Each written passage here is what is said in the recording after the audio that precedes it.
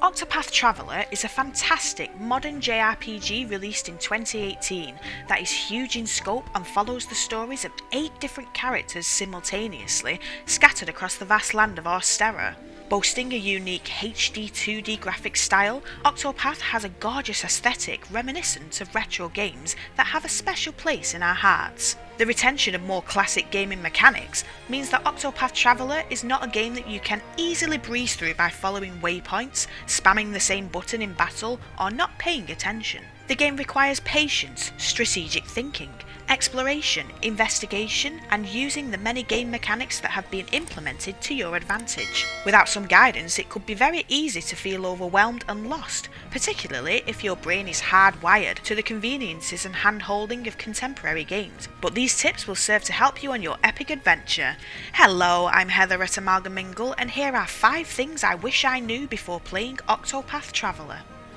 Please note that in order to give some good tips, I will need to mention some gaming mechanics that present themselves a little later on in the game. So if you want to avoid these spoilers, then please revisit this video once you have progressed further in the game, or at least once you have unlocked every single item available in the menu screen.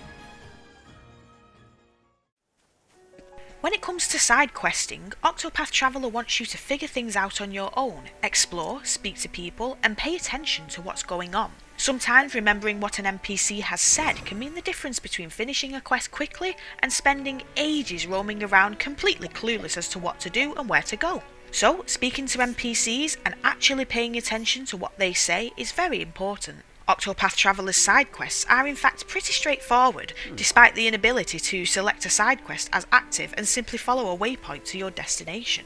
The game embraces more of an old school style of side questing where it gives you very little information to go off and you are expected to explore to piece things together yourself. It reminds me of the old style Zelda games where you had to rely on common sense, think outside the box sometimes, and pay close attention to dialogue and hints. It's a less mindless system, and I suppose the biggest challenge, for me at least, was retraining my mind not to be so spoilt and lazy when it comes to side quests. Independent side questing encourages people to think, and there is a certain satisfaction when something in your brain clicks and you finally figure something out that you've been stuck on for a long time. It encourages exploration, immersion, and you can appreciate the effort put into making things fresh and interesting. For example, in Octopath, all NPCs you can speak to, which is most of them, have an interesting insight to read about them. They can be summonable and have their combat strength and abilities indicated.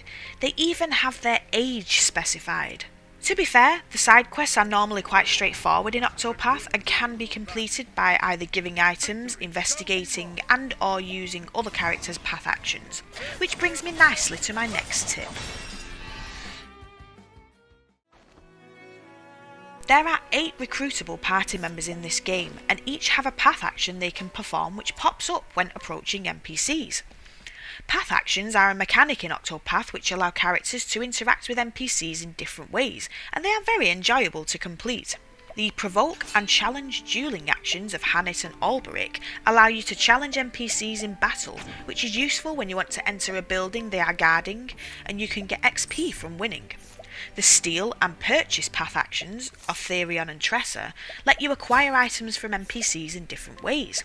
The guide and allure skills of Ophelia and Primrose enable temporary recruitment of NPCs and the ability to summon them to assist in battle.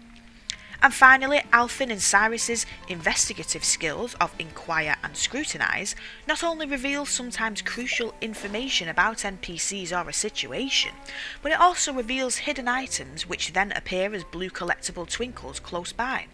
For each type of path action, whether it's dueling, acquisition, summoning or investigating, there is one character whose action is considered noble and a second character whose action is considered rogue. It is important to note that performing these rogue path actions can decrease your reputation in a town if you are caught performing them, whereas performing a noble path action comes at no cost, unless you are purchasing goods of course. Once your reputation is depleted in a town, you will be unable to perform further path actions until you pay money, known as leaves, at an inn to restore your reputation, which can be quite expensive. Like in most RPGs that incorporate a crime system, the likelihood of being caught is indicated as a percentage before you perform the actions, so it's a good idea to keep an eye on this. I suppose this is a soft punishment comparable to wanted systems in Rockstar games, where if you commit a crime then you have to pay a fine to bring your wanted level down. You get a certain amount of chances before your reputation is fully depleted. However, it is better to only perform a rogue action if the chance of being caught is above 80%, because things in Octopath are very expensive and the game is unforgiving when it comes to pricing of goods and financial handouts. The money spent on always restoring your reputation could be better spent elsewhere, particularly early game, when buying better gear can be an essential means of grinding slightly higher enemies for more XP and JP. With 8 possible party members and only 3 interchangeable party member slots, including the main character you choose at the beginning who cannot be switched out until you fully complete their storyline, it's difficult to know what the best party setup is. Each character has very different abilities, skills and support skills, weapons and path actions. Furthermore, XP and JP gained through battles does not initially carry over to idle party members. Stay tuned for a tip on this later. You could find yourself having to grind a once idle but now essential party member up to the level of your preferred party members because they happen to have that one skill in battle that you need to progress. This becomes less of an issue in the later parts of the game, but early game it can be a royal pain in the backside. Here's some advice to make things smoother and ensure that you have all your bases covered. Firstly, make sure you have one character in your party that is a great healer. You may be surprised at how much damage some enemies can cause and how many healing items you will burn through. Ophelia the Cleric is a fantastic healer. She doesn't have great physical attack, but her stave can fill the void if you encounter a foe that is weak to staves. She is also the only character to have light-based attacks and any significant healing abilities, making her always an essential member of the team. Secondly, it's a good idea to make sure you have a character who can perform most elemental attacks such as ice, fire and lightning. The best party member for this is the Scholar Cyrus, who can target single or all enemies at once with powerful elemental attacks. Furthermore, Cyrus has the ability to analyse foes, which reveals weaknesses, and study foes as a support skill, which reveals one weakness at the start of battle every time. A very useful skill to have rather than going into battle completely blind and depleting SP or spell power, trying to discover a weakness through trial and error. Furthermore, if you encounter an enemy multiple times, then each time Cyrus will identify additional weaknesses, since the weaknesses already discovered carry over to all other battles with the same foe. Thirdly, having a party member who has the ability to perform dark magic is an asset. Primrose the Dancer can perform Night Ode, which causes high damage to all enemies. She can also bolster elemental attacks for one other party member using her Peacock Strut ability, which is useful when paired up with Cyrus. Finally, you want to make sure you have a party member that has high physical attack damage. This is essentially a judgment call between Alberic, Hannett and Alfin in the early parts of the game. Truth be told, there is no wrong party setup. You will find that you will swap and change the party members a lot throughout your journey depending on the challenge that lies before you. It's a wonderful interchangeable system. Quick extra tip for you. If you find that there is an elemental attack shortfall in your party, but don't want to switch out anyone, then fear not. If you are an explorer and make sure you find hidden items and chests around the world, then you will come across a lot of soul stones. Don't sell these stones. These soul stones deal a large amount of elemental damage and can fill the attack void in battle if you are lacking the appropriate elemental attack the enemy is weak against. Furthermore, do not be afraid to venture into territories with a higher danger level than your own character level.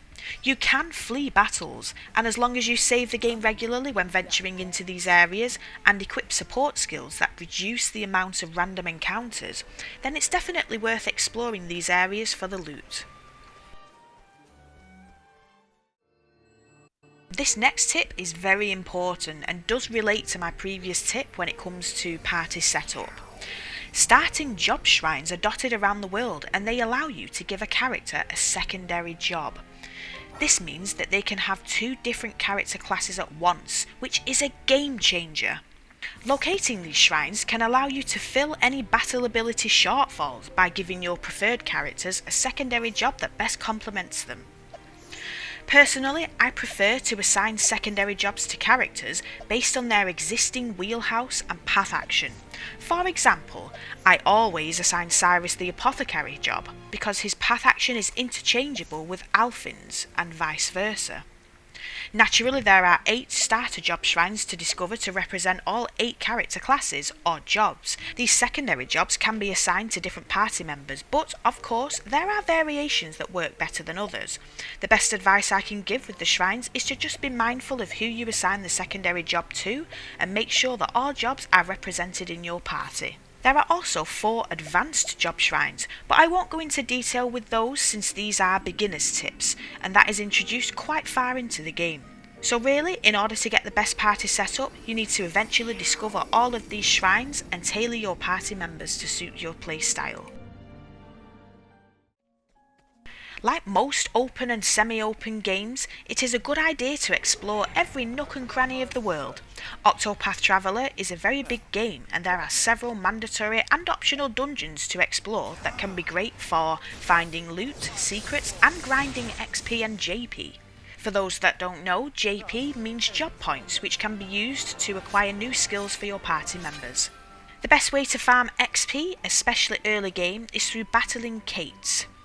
Similar to how Dragon Quest has metal slimes and Ni no Kuni has tacos that are fantastic for XP grinding, Octopath Traveler has Kates that can spawn and grant a large amount of XP upon defeat. God bless these wonderful XP exploits in JRPGs, it's like a lovely gift when you discover them. It is best to start intentionally grinding when you reach at least level 20 and need to start the second chapters of storylines which have a recommended level of between 20 and 30. The Kates are quite rare, however there are some great farming spots located around the world, particularly if it is in a location where multiple enemies spawn, since how the Kates work is that they randomly replace one of the foes on the battlefield. People have claimed that they appear every 10 battles, while others say they can be more randomly generated, so I cannot vouch for any of those claims since I haven't monitored this myself. What I do know is that the best place to farm Kates at level 20 is in the Whistling Cavern in Eastern Sunshade and Twin Falls in the Riverlands. These dungeons seem to have a higher spawn rate, and upon defeat the Kate grants 1000 XP, 150 JP and 3000 leaves/money. I am sure we can all agree that this is high gains compared to how stingy XP can seem most of the time. Even if Kates don't appear for a while, the creatures you battle do grant decent XP in themselves, albeit significantly lower. Either way, it's definitely worth visiting these locations to farm XP. Funnily enough, the game is designed for you to have enough random encounters, simply travelling from point A to point B, to have naturally racked up quite a bit of XP and JP anyway. However, battles can be challenging, and overleveling can make things easier and unlock additional skills and support skills. Later in the game you can also farm cultured Kates and chubby Kates, which grant even more XP, but you would need to be a much higher level to go after these. There are also some grinding accessories that you can equip which increases the amount of XP and JP you gain through battles. Once you complete Alberic's story, you will be rewarded with the Captain Badge which increases XP gains by 50%. And once you complete Aphelia's questline, you will receive the Badge of Friendship which increases JP gains by 50% also. 2 huge boons. So, there you have it. There's 5 things I wish I knew before playing Octopath Traveler. If you haven't played this game, then I highly recommend it. Or, if you were initially deterred by the game's scope or seemingly steep grind, then do revisit this game and utilise my tips. It will significantly improve the experience. The unique graphics and freedom to tailor your journey are reason enough to get truly immersed in this world. Anyway, I hope these beginners tips prove useful, and do let me know in the comments what your favourite party setup is. I've been Heather at Amalgamingle, and thank you very much for watching.